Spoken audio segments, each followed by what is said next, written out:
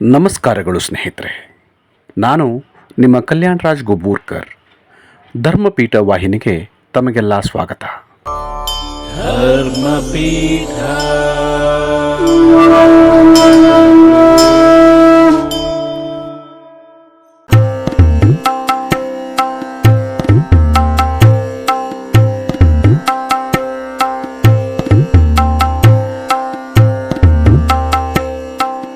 ಸ್ನೇಹಿತರೆ, ನಮ್ಮ ಸನಾತನ ಧರ್ಮ ಪ್ರಪಂಚದ ಪುರಾತನ ಧರ್ಮ ಎಂದು ನಮಗೆಲ್ಲ ತಿಳಿದ ವಿಷಯವೇ ಆಗಿದೆ.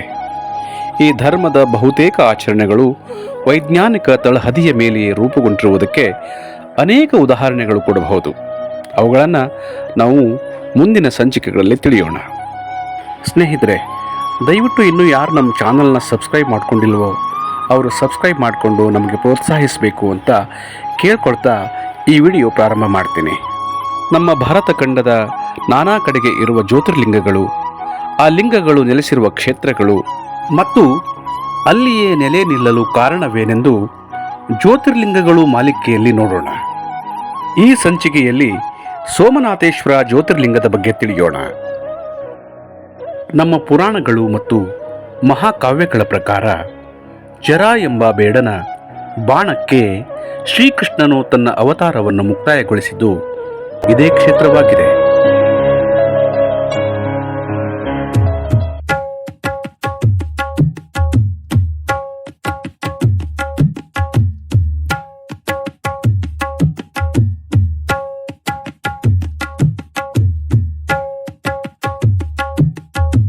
ಇನ್ನೊಂದು ಕಥೆಯ ಪ್ರಕಾರ ಪ್ರಜಾಪತಿ ದಕ್ಷನಿಗೆ 27 ಜನ ಹೆಣ್ಣು ಮಕ್ಕಳಿದ್ದರು. ಎಲ್ಲರನ್ನೂ ಚಂದ್ರನಿಗೆ ಕೊಟ್ಟು ಮದುವೆ ಮಾಡಲಾಗಿತ್ತು. ಆದರೆ ಚಂದ್ರನಿಗೆ ಪ್ರಿಯವಾದವಳು ರೋಹಿಕ್ಷನು ಕೋಪದ ವಶವಾಗಿ ಚಂದ್ರನಿಗೆ ಕ್ಷಯರೋಗಿಯಾಗು ಎಂದು ಶಾಪವನ್ನು ಕೊಡುತ್ತಾನೆ. ಅದರಿಂದ ತಕ್ಷಣ ಚಂದ್ರನಿಗೆ ಕ್ಷಯ ಆವರಿಸುತ್ತದೆ. ಇದರ ಪರಿಣಾಮ ಭೂಮಿಯ ಮೇಲೆ ತೀವ್ರ ಪರಿಣಾಮವಾಗಿ ಅಲ್ಲೋಲ ಕಲ್ಲೋಲ ಶುರುವಾಗಿ ಹಾಹಾಕಾರ ಬೀಳುತ್ತದೆ. ಇದರಿಂದ ಚಂದ್ರನು ದುಃಖಿತನಾಗುತ್ತಾನೆ. ಇದಕ್ಕೆ ಪರಿಹಾರ ಸೂಚಿಸಿ ಎಂದು ಇಂದ್ರಾದಿ ದೇವತೆಗಳಿಗೆ ಮೊರೆ ಹೋಗುತ್ತಾನೆ. ಅವನ ಪ್ರಾರ್ಥನೆಯಂತೆ ದೇವತೆಗಳು ಮತ್ತು ಋಷಿ ಮುನಿಗಳು ಬ್ರಹ್ಮದೇವನ ಬಳಿಗೆ ಬಂದು ಉದ್ಧರಿಸಬೇಕು ಎಂದು ಪ್ರಾರ್ಥನೆ ಮಾಡುತ್ತಾರೆ. ಆಗ ಬ್ರಹ್ಮದೇವನು ಚಂದ್ರನು ತನ್ನ ಶಾಪ ವಿಮೋಚನೆಗಾಗಿ ಪ್ರಭಾಸ ಕ್ಷೇತ್ರಕ್ಕೆ ತೆರಳಿ ಮಹಾದೇವ ಮೃತ್ಯುಂಜಯನ ಆರಾಧನೆ ಮಾಡಬೇಕು ಎಂದು ಸಲಹೆ ನೀಡುತ್ತಾನೆ. ಆಗ ಚಂದ್ರನು ಉಳಿದ ದೇವತೆಗಳೊಂದಿಗೆ ಪ್ರವಾಸ ಕ್ಷೇತ್ರಕ್ಕೆ ಬಂದು ಮೃತ್ಯುಂಜಯನ ಆರಾಧನೆಯಲ್ಲಿ ತೊಡಗುತ್ತಾನೆ. 10 ಕೋಟಿ ಮೃತ್ಯುಂಜಯ ಜಪವನ್ನು ಮಾಡುತ್ತಾನೆ. ಕಠಿಣ ತಪಸ್ಸನ್ನು ಆಚರಿಸುತ್ತಾನೆ. ಆಗ ಇದಕ್ಕೆ ಮೃತ್ಯುಂಜಯನು ಒಲಿದು ಪ್ರತ್ಯಕ್ಷನಾಗುತ್ತಾನೆ. ಮತ್ತು ಭಗವಾನ್ ಶಿವನು ಚಂದ್ರನಿಗೆ ಅಮರತ್ವದ ವರವನ್ನು ಕರುಣಿಸುತ್ತಾ, ಎಲೈ ಚಂದ್ರನೇ, ನೀನು ಚಿಂತಿಸಬೇಡ. ನನ್ನ ವರದಿಂದ ನಿನ್ನ ಶಾಪವು ಖಂಡಿತವಾಗಿ ಕಳೆದು ಹೋಗುತ್ತದೆ. ಜೊತೆಗೆ ಪ್ರಜಾಪತಿ ದಕ್ಷನ ಮಾತುಗಳು ನಿಜವಾಗುತ್ತವೆ. ಕೃಷ್ಣ ಪಕ್ಷದಲ್ಲಿ ಪ್ರತಿದಿನ ನಿನ್ನ ಒಂದೊಂದು ಕಲೆ ಕ್ಷೀಣವಾಗುತ್ತದೆ. ಆದರೆ ಪುನಃ ಶುಕ್ಲ ಪಕ್ಷದಲ್ಲಿ ಅದೇ ಕ್ರಮದಿಂದ ಒಂದೊಂದು ಕಲೆಯು ಬೆಳೆಯುತ್ತಾ ಪ್ರತಿ ಹುಣ್ಣಿಮೆಯಂದು ನಿನಗೆ ಪೂರ್ಣ ಚಂದ್ರತ್ವ ಪ್ರಾಪ್ತವಾಗುತ್ತದೆ ಎಂದು ಚಂದ್ರನಿಗೆ ಆಶೀರ್ವಾದ ಮಾಡುತ್ತಾನೆ. ಚಂದ್ರನಿಗೆ ದೊರಕಿದ ಈ ವರದಾನದಿಂದ ಎಲ್ಲ ಲೋಕದ ಪ್ರಾಣಿಗಳು ಸಂತೋಷಗೊಳ್ಳುತ್ತವೆ. ಚಂದ್ರನು ಹಿಂದಿನಂತೆ 10 ದಿಕ್ಕುಗಳಲ್ಲಿ ಪ್ರಕಾಶಮಾನವಾಗಿ ಬೆಳಗತೊಡಗುತ್ತಾನೆ.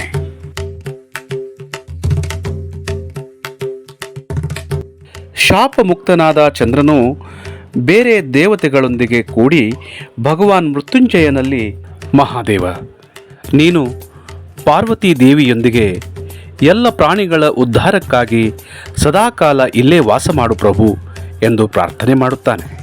ಶಿವನು ಅವನ ಪ್ರಾರ್ಥನೆಯನ್ನು ಸ್ವೀಕರಿಸಿ ಜ್ಯೋತಿರ್ಲಿಂಗದ ರೂಪದಲ್ಲಿ ಪಾರ್ವತಿಯೊಂದಿಗೆ ಅಂದಿನಿಂದ ಅಲ್ಲೇ ಇರತೊಡಗುತ್ತಾನೆ. ಈ ಕ್ಷೇತ್ರವೇ ಗುಜರಾತ್ ರಾಜ್ಯದ ಜುನಾಗಢ್ ಜಿಲ್ಲೆಯಲ್ಲಿರುವ ಜ್ಯೋತಿರ್ಲಿಂಗ ಮಂದಿರ. ಅಲ್ಲದೆ ಈ ಸ್ಥಳಕ್ಕೆ ಸೋಮನಾಥ ಮಂದಿರವೆಂದು ಪ್ರವಾಸ ಕ್ಷೇತ್ರವೆಂದು ಕರೆಯಲಾಗುತ್ತದೆ. ಕಾರಣ ಚಂದ್ರನ ಇನ್ನೊಂದು ಹೆಸರು ಸೋಮ ಎಂದು. ಅವನು ಶಿವನನ್ನೇ ತನ್ನ ನಾಥ ಅಂದರೆ ಒಡೆಯ ಎಂದು ತಿಳಿದು ಇಲ್ಲಿ ತಪಸ್ಸು ಮಾಡಿದ್ದರಿಂದ ಈ ಜ್ಯೋತಿರ್ಲಿಂಗವನ್ನು ಸೋಮನಾಥ ಜ್ಯೋತಿರ್ಲಿಂಗ ಎಂದು ಹೇಳುತ್ತಾರೆ.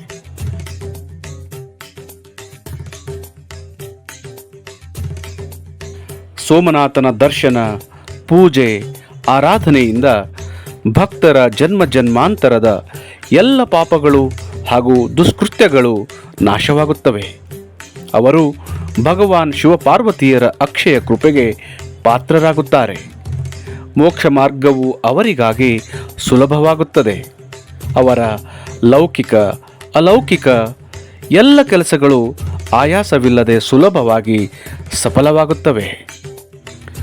ಸ್ನೇಹಿತರೆ, 12 ಜ್ಯೋತಿರ್ಲಿಂಗಗಳಲ್ಲಿ ಮೊದಲ ಜ್ಯೋತಿರ್ಲಿಂಗದ ವಿಚಾರಗಳು ತಿಳಿದುಕೊಂಡೆವು. ಮುಂದಿನ ಸಂಚಿಕೆಯಲ್ಲಿ 2ನೇ ಜ್ಯೋತಿರ್ಲಿಂಗದ ವಿಚಾರ ತಿಳಿಯೋಣ. ತಮಗೆ ನಮ್ಮ ಈ ಸಂಚಿಕೆ ಇಷ್ಟವಾಗಿದೆ ಎಂಬುದು ನಮ್ಮ ಭಾವನೆ. ದಯವಿಟ್ಟು ಲೈಕ್ ಮಾಡಿ, ಶೇರ್ ಮಾಡಿ, ನಿಮ್ಮ ಅಭಿಪ್ರಾಯಗಳನ್ನು ಕಮೆಂಟ್ ಮಾಡುವ ಮೂಲಕ ನಮ್ಮೊಂದಿಗೆ ಹಂಚಿಕೊಳ್ಳಿ. ಹಾಗೆ ಸಬ್ಸ್ಕ್ರೈಬ್ ಮಾಡೋದನ್ನು ಮರಿಬೇಡಿ ಅಂತ ಹೇಳ್ತಾ ಈ ಸಂಚಿಕೆ ಮುಗಿಸುತ್ತೇನೆ. ಎಲ್ಲರಿಗೂ ದೇವರು ಒಳ್ಳೆಯದು ಮಾಡಲಿ. ನಮಸ್ಕಾರ.